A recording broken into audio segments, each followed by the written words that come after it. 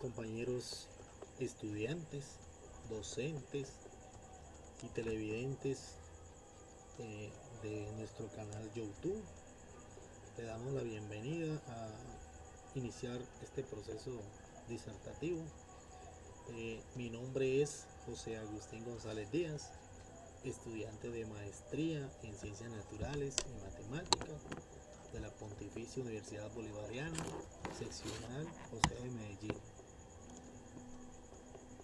Bueno, este trabajo es para el módulo de pensamiento matemático computacional, el tema 1, que corresponde al lenguaje simbólico.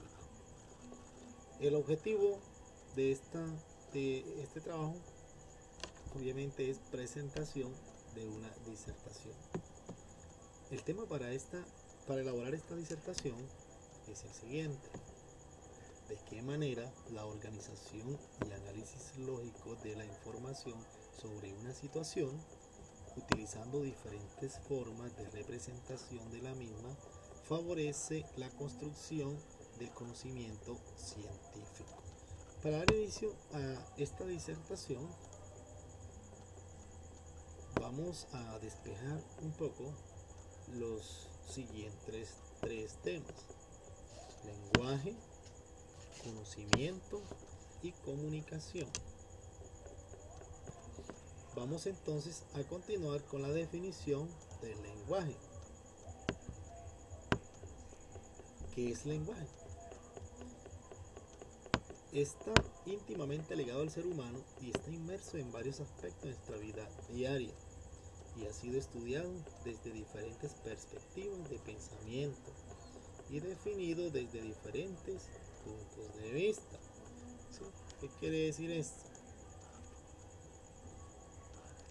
Que el lenguaje se ha definido desde varios aspectos. Por ejemplo, un modelo de lenguaje son las señas, hay lenguaje publicitario, el lenguaje de las matemáticas, el lenguaje oral, etcétera, etcétera. Ese sería lo correspondiente a la definición del lenguaje.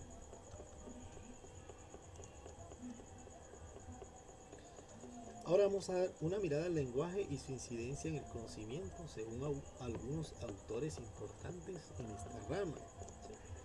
Como en este caso vamos a hacer referencia de las opiniones del señor Edward Sapir, de Luria y de Jean-Paul Boroncap, la cual tienen unas opiniones bastante diferidas con relación al lenguaje.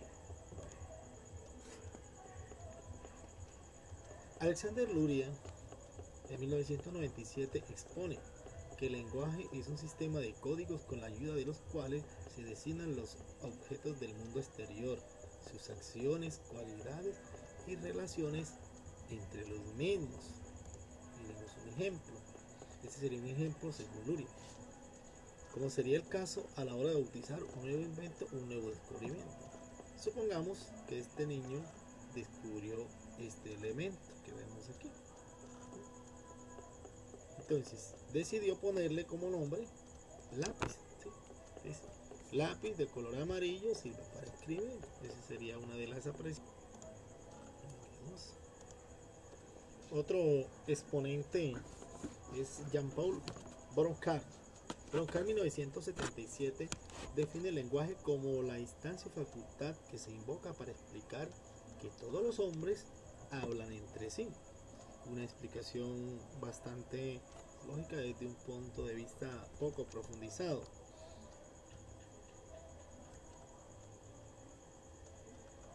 Su apreciación es bastante simple debido a que todos los hombres se comunican de distintas maneras y de diferentes modos. Creo que aparte de su definición tiene bastante lógica. Otro autor bastante importante también son, según Sari, citado por Henao. O sea, una citación de Sari que hizo Henao en 1981.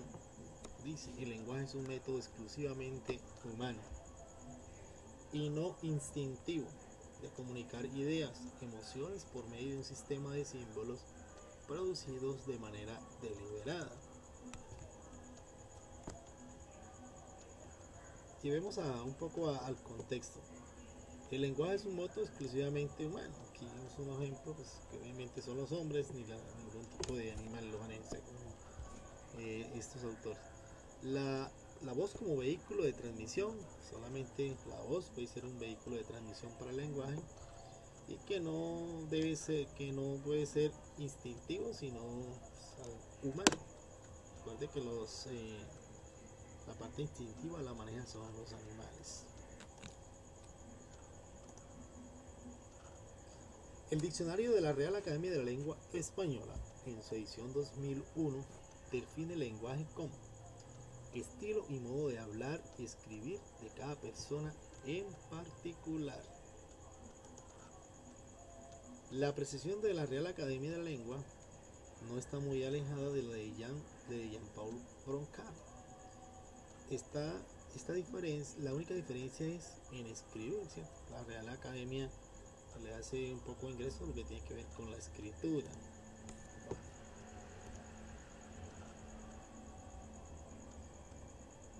Calavaro, Taylor y Capadilla en 1996 exponen que dependiendo de cuán complejo o sencillo esté estructurado el lenguaje, tanto verbal como escrito, puede variar significativamente el nivel de pensamiento y entendimiento en el individuo.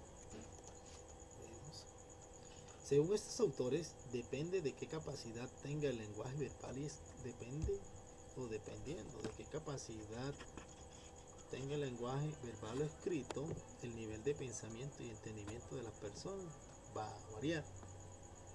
En este caso vemos el ejemplo de las personas que estudian, tienen un nivel de conocimiento más elevado a las que no estudian. En este caso de este señor aquí un poco dormido.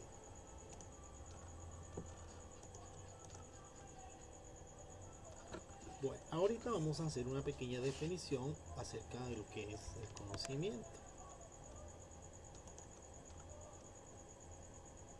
El conocimiento.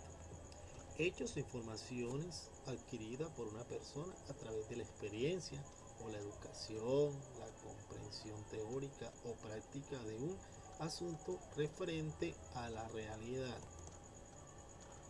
Esto nos lleva a decir que obtenemos conocimiento de la experiencia, o sea, de lo vivido, y educándonos, pues, estudiando de la manera que lo vamos a educar. Lo vivido nos va permitiendo crecer en conocimiento, ¿sí? Desde niño vamos aprendiendo cosas hasta que somos más adultos. Y de igual forma, estudiando, a nivel que vamos estudiando, nuestra capacidad de conocimiento va aumentando.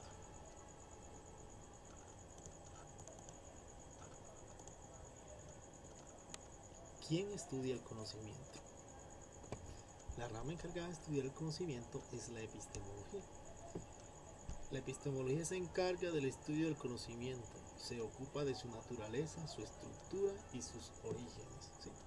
Relacionando verdades, creencias para obtener conocimiento.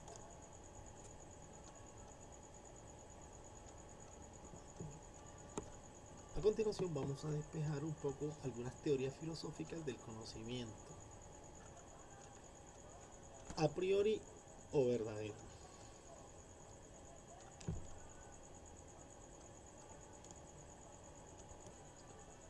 Que ya está y es irrefutable, no depende de los sentidos. Como he dicho anteriormente, es irrefutable y es el conocimiento que es independiente de la experiencia. Vamos a poner aquí un pequeño ejemplo. Los bueyes no tienen testículos.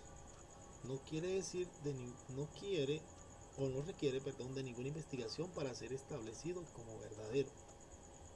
Primero, utilizando la lógica. Los bueyes obviamente que no tienen testículos, porque si tuviera testículos fuese un toro.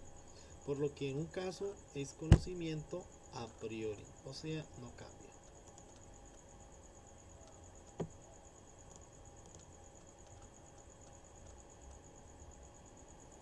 También tenemos otro conocimiento que es a posteriori, deriva de los sentidos, puede refutarse, ya en este se puede refutar, ya que se basa en la evidencia que a veces no se sabe si es verdadero o no, y pueden cambiar sus características al presentar un nuevo conocimiento que genere este cambio. Otra teoría del conocimiento es la teoría Tácito. Existe, pero es difícil de explicar. Normalmente se usa sin tener conciencia de él. La definición de conocimiento tácito no es universalmente aceptada hasta el momento. Otra teoría filosófica del conocimiento es la procedural.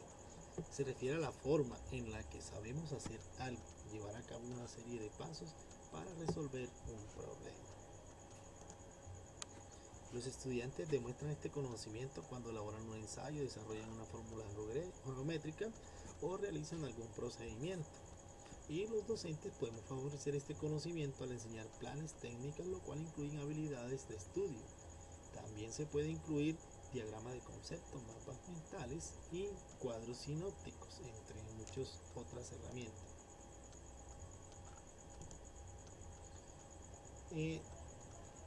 Otra teoría es la declarativa. Alude a las capacidades de que algo pueda ser falso o verdadero y se expresa en formas de frases declarativas. Como en el caso de las teorías, las opiniones, los poemas, los pasajes, las letras de las canciones, qué sé yo, en fin, una infinidad de probables formas de representación. El conocimiento se ha ubicado, como todo, tiene unas jerarquías, o ha ubicado una jerarquía del conocimiento.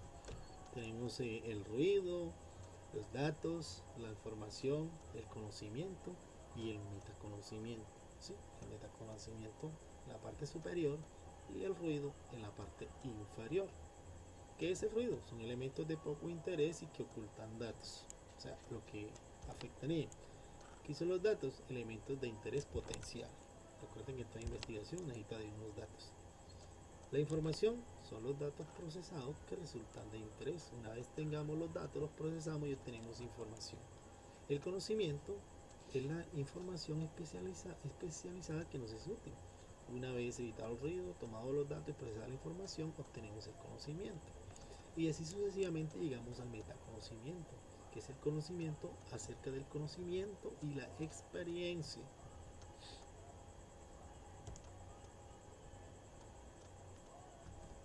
Representación del conocimiento. Vamos a representarlo en un mapa conceptual, en un programa muy bueno para la elaboración de mapas llamado CMap Tools. Representación del conocimiento. Existen dos formas, la formal y la no formal. La formal está compuesta por reglas de producción y lógica de predicados. Las reglas de producción, que son formas populares de representar el conocimiento, y las reglas de predicado, que permiten que las fórmulas son manipuladas basándose en su estructura. Y la otra parte de la representación del conocimiento es la no formal, que está compuesta por las redes semánticas, los FRAM, los scripts y las dependencias conceptuales. Las redes semánticas representadas declarativas de objetos, atributos y relaciones. Los FRAM, que son fotogramas o cuadros, y los scripts conformados que permiten representar secuencias de acontecimientos, y las dependencias conceptuales integradas por conceptos básicos del universo. Buenísimo. Entonces el lenguaje más el lenguaje, conocimiento y pensamiento están relacionados para llegar a un conocimiento científico, ¿sí? Recuerden que para llegar al conocimiento científico es importante contar con estos tres aspectos de vital importancia. Conclusiones. La relación lenguaje, conocimiento y pensamiento. Esa sería la conclusión para llegar al objetivo del tema de esta disertación. Favorecen el crecimiento del pensamiento científico porque hay que tener en cuenta que este es el que trata de percibir y explicar desde lo esencial hasta lo más complejo, el porqué de las cosas y su devenir, utilizando siempre el qué, por qué y para qué.